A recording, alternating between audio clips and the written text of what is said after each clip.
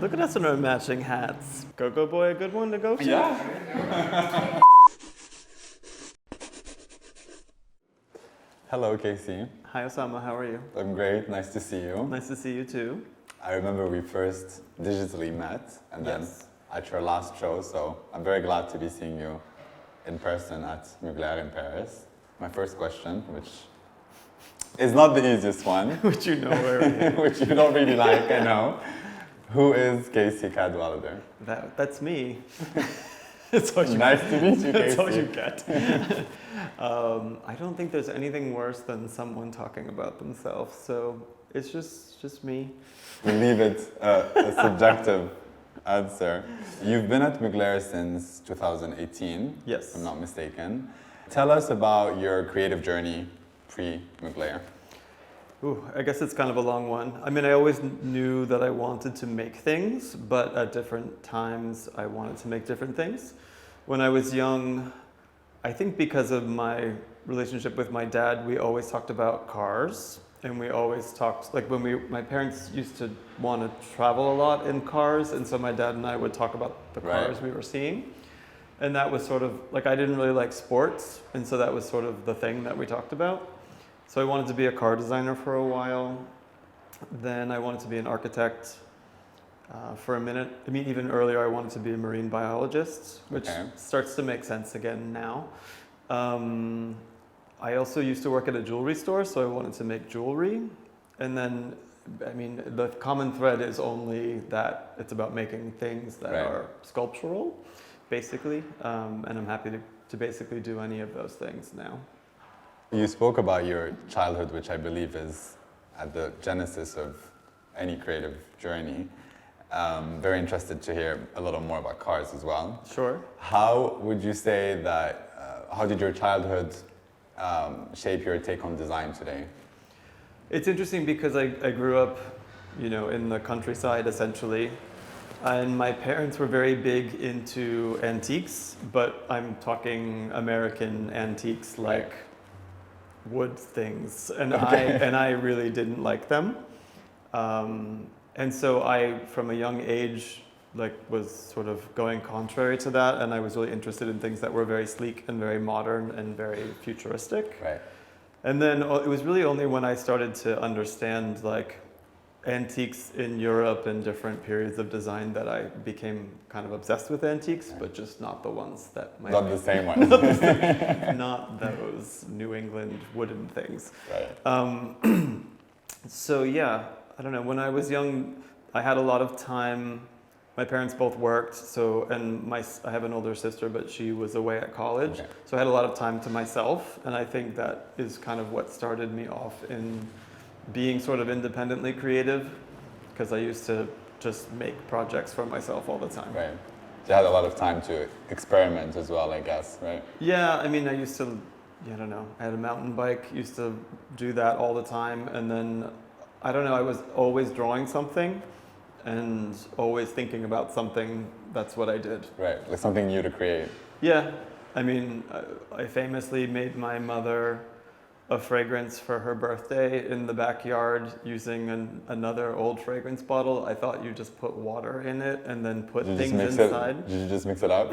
I just put flower petals into water and gave it to her. I was very young. I wasn't 12 or anything. I was 4. Right. But I was always up to something. So we always talk about memories, inspiration, and I guess our environment is very important in how we get inspired. If I was to spend a day in your shoes, where would I head for inspiration? I mean, I guess it all ends up in my iPhoto, but I very much enjoy looking at a very broad variety of things. Right. My favorite thing on Instagram is nature things, like nature videos, whether it's botany or animals or especially underwater things. If you were my design team, you would know that. I'm always sending them some fish or some bird because the colors are good. And then I also spend a lot of time on auction websites. Okay. For jewelry, furniture, whatever. Which ties back to the antiques. Yeah, it's funny because now I'm antique obsessed. I don't buy. I buy limited things that are new. I generally buy a lot of vintage everything. And I don't know, I just like it when things have depth, and I love texture. Right. And I think you find a lot more of that in old things than you do in new ones. That's true. A lot more depth as well, I guess. Yeah. Yeah, and I like things that look like they're aged and like they're used. I think that adds something beautiful in the patina to things. So I don't know, I think in the end it's my mood boards only make sense to me. Right. But it's actually paradoxically very contrasting compared to your futuristic take on fashion at the moment. So I think in the end I see things in the 1920s that look like they're from the future. You know, I think I always respect the fact that someone was trying to chase a new aesthetic instead of repeating something. But I also believe that having research that is so personal guarantees that your outcome is independent. Because if I'm into a fish and a spoon from the 1940s and, you know, a skirt from the 1920s, whatever I make is not out there. And I think in fashion, there's a lot of people who look at things and end up making something really close to that thing. Sure. And, yeah, right. And I'm always trying to not be so literal about it. Yeah, and just to know that it's a personal amalgamation that makes me then jump to draw the dress. Which is your take on it. Yeah. So you've been at Mugler for 5 years? 5 years. A long time, or how would you define it? My goodness. Long time. I mean, in fashion, 5 years is like 25 years. That's true. Because, I mean, you can see what's happening to so many people in the industry who are in something for 5 seconds. And Mugler has evolved so much in those 5 years. At the very beginning, we were half as many people, and the procedure was so different. And so, we've grown and matured quite a bit. Just moved to this new place, which is sort of a big, reset, turning of the page, because, the last office was just the way it was, and this one we got to sort of make our home a bit more. So and it's bigger, and so we fit. Changes and more people and but it's nice to show that we're making progress and moving forward. How did you first feel when you first joined VS? Right now at this present time at Mugler? When I first started? Yes. But how would you compare the two if you were to look back at 2018? I mean, it was so different. I think, to be very honest, it was my first time being a creative director. First thing about that was amazing, is that I didn't have someone else's aesthetic that I had to satisfy. Because I think I was always the head of design, so I had what I wanted to do, and then I had a boss, and they had what they wanted to do, and you had to sort of answer for yourself and then also satisfy someone else. So to take that away was great. But then Mugler is not the easiest thing to take over. Big shoes to fill, a very strong aesthetic, very strong codes. And I think it was very daunting at the beginning because you didn't want to mess it up. You wanted to respect it, but at the same time, I have to make it my own, or else. How do you challenge it as well? I guess that was. Well, you have to. I mean, the thing is that there was a 20-year gap between him and now, and many people had tried to do their version of it. So I also got to see what they had done and say, well, what about what do I want to do? And I think I felt a pretty strong connection to what Mr. Mugler did, both culturally and sculpturally. So it was the clothes and the meaning of them and the people in them. All of those things felt very attractive to me and felt very naturally me. So it was a fun pool to jump into, for sure. I'm sure. But a scary one. Yeah, a very deep pool. A deep pool. Dark water. The house has an impressive legacy, and I think also through the many years, it's also been known as a house that took a lot of risks. Yes. I guess, and it was leading the narrative in, I think, many ways in different aspects, both socially and I think fashion-wise. And I think it ties back to what you're also saying about that heritage that you also want to take care of, yet take somewhere else. Yes, exactly. How do you, we often say, out with the old, in with the new. How do you implement the old in the new? I mean, I didn't want to throw out the bathwater. I mean, I think I have a lot of respect for what he did, and Yeah. I look at it and it makes me smile. And then if I look at it in person, I respect how it was made, and I'm still sort Of course. I see the magic, I'm still mystified. So I think the thing is, I didn't want to copy him. So how do you do that? How do you make sure that your silhouette resonates with the DNA of the house? But it's not a copy. It's taking cues from it, but isn't exactly it. And I think that was a formula that has taken 5 years to get to where it is, and one that can probably only, it's not perfect. You have to keep on improving.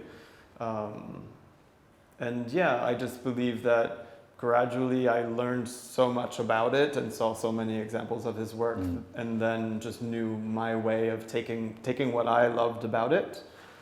I always look at the archive. I get attracted to different things each season. I try them on, I look at them, and then I send them away. And then I sit down and I go, okay, what was important about that jacket? What did I not like? What did I like? And then it always ends up getting put through the blender. But I hope in the end you can tell that it's inspired by it, but it's not trying to be a new version of it. It's trying to be informed by it. Right. But also it aims to be more current, I guess. Yeah, I mean, I think that I operate from my own sensibilities, and that's always affected by what's happening. Yeah. And what I'm into at the time. I think in general, I'm more of a streamlined person. Right. But then I also can get very wacky and very focused on texture or print or color in different ways. And I think he similarly did. So I can be really clean and really sleek, and I generally kind of take a little bit of the sci-fi out of him and try to do it a little bit more modern. But I love the shaping on the body, the shoulder work, the hip work, the waist. I know you do have a strong architectural background. I am, yes. You studied at Cornell University. Yeah, Cornell, yeah. Is it Ithaca? How do you pronounce it? I'm not sure I'm getting it Ithaca. right. Ithaca. I know few designers and creative directors have an architectural background. I think of Virgil Abloh, for instance. How would you say this, your architectural background is shaping your take on design, and how does it reflect in your take on building silhouettes? I think that clothing is about building things, and so is architecture. That's maybe the most simple. But when I went to school, we didn't learn how to detail metal. We were learning how to build a building that had a meaning and that suited its purpose. So it just taught you how to design, basically. Yeah. It's kind of similar to fashion school. Like you work on a project in architecture school, and you have a thesis and you have a concept, and then you graduate and you start to work and you realize, oh, actually, I have to learn how to put these two things together and draw the details. But in my school, it was more about the overall meaning of your project. And it's kind of the same in fashion school, a little bit of both, but you really learn the practical needs of your job by doing it. But I think more and more, the school I went to, it was about the meaning of your work within the cultural context, and does it suit the needs of the people that are using it. I always have thought that architecture versus furniture design versus fashion design, and then the body, it's just layers to your experience, and they're all things that humans build in order to be in the world. So for me, it's all the same thing. Yeah, it all balances itself out. It's our environment, the things The around layers, us. Yeah, the layers. Mugler advocates for individuality a lot. For sure. I remember in an early review calling the house the new self-love temple. And would you say it does take confidence to wear Mugler, or would you say the house aspired to provide people with that? I think it's both, for sure. Confidence. If someone's already very confident, then It's a step up. they'll feel at home. And I find a lot of people who at first are like, oh, that's too much for me. And then they put it on and they go, ooh. Actually, and then I'm right. Yeah, family members included, you know who you are. It's funny, they put it on and they see themselves differently and they like what they see. And I think that's For me, it's sort of that simple. Yeah. And I think it's maybe not for a lot of other people, but like I just want to see someone feel themselves and to see themselves differently and to sort of push themselves to be a part of themselves that they already wanted, whether they knew it or not. Well, yeah, exactly, right. You could not know it's here. It can be a discovery. And I think that's the most amazing thing in life, especially when you're an adult. You're usually running your course and doing your habitual things. And when something can sort of like change your perspective a little bit, that's nice. Yeah. So it's an enlightenment. Yeah. And it's just at the end of the day, fashion, yes, it's here to cover us, but it's also, I mean, essentially about our identity and about making us happy and making us feel... And exposing, I think, also maybe more vulnerable parts of ourselves. Yeah, for sure. I mean, certain people are risk takers and certain people are not risk takers and certain people don't care at all about what they wear. It just depends on who you are. But I don't know, I think Mugler is there to sort of provoke. Yeah, absolutely. Yeah, of course. Mugler as a house is very body-centric, and your work has also been quite body-centric. How challenging has it been for you to cater to every body type, whether it's for women, men, non-binary also? I know you've been experiencing with men a lot more the past season especially.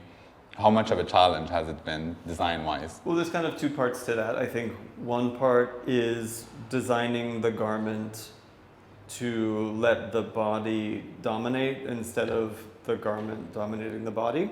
Right. Like with some pieces you put on and if you can't close the zipper, it's over. And some pieces you put on and they budge, they give, they let your body be your body. So I think one thing has to do with materials, what you choose to make things out of, basically. Let's break it down. Stretch. But also, you know, there's certain categories of clothes that are obviously stretch, like Lycra is the obvious one. But for example, things that are draped like chiffon that are fine and transparent, like I'm always trying to find like what's the replacement of chiffon that actually can move with the body. Right. And usually then they don't fall very nicely, so but there's a lot of fabrics that are changing now, so there's things to find. So that's one thing. It's like the design intent and the materiality, and also just how the garment hits the body. And then the second thing is the way that clothes are made traditionally in the profession, which is that everything is a certain size and there's a fit model and there's a size chart and she looks like this. And because, you know, essentially imagine you're making 150 new things. So you have to have a standard base or else what's the control? So then you're in a race to make your 150 things in this specific size. And then it's time for the show. And you want to have curvy people in the show. It's just it's not easy to do. And that's the way that the industry is built. So I have to go through a process of casting my curve models earlier, meeting them earlier, measuring them, deciding what I hope is going to look good on them, because I don't have... So is it sort of a custom process? Yeah, so essentially, essentially all curve models in the show are couture. And the problem with that is that I'm talking very pragmatically. The problem is that it's expensive. And so what do you really want to do? You want to have all the things in that size so that you can play like you do on the normal size. Of course, right. And you can't. So you have to be like, I think it's this. And then you just make that. So what I usually end up doing is trying to make two different looks and then hoping that it can work. But each curve model is a different size. Of course. You don't want them. I mean, that's the whole thing. Is I want to show it's not a standardized process. People are a dégradé of different shapes and sizes, so you don't. I mean, and I really think that that's important is to show all the different sizes, not just intermediary 36, 36, 36, 36, 52, 36, 36, 36. Because that's. I mean, we all walk. It's also not realistic. We all walk on the street. We know how people look. Yes. They're all different, beautiful shapes and sizes. So it's just.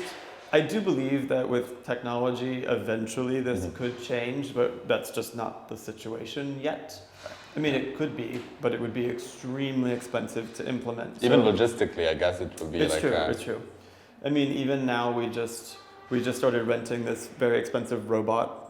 It's like a mannequin that shape shifts, and you put in the dimensions, and it goes, and it changes sizes. And it's great, but there's also a second thing, which is that some people's shape is like this, and some people's shape is like this. Some people's shape is here, and some is here. It's so individual. And that robot doesn't do that. And I'm like, we need a robot that can actually be them. So like 3D scanning and printing a person, then we're talking.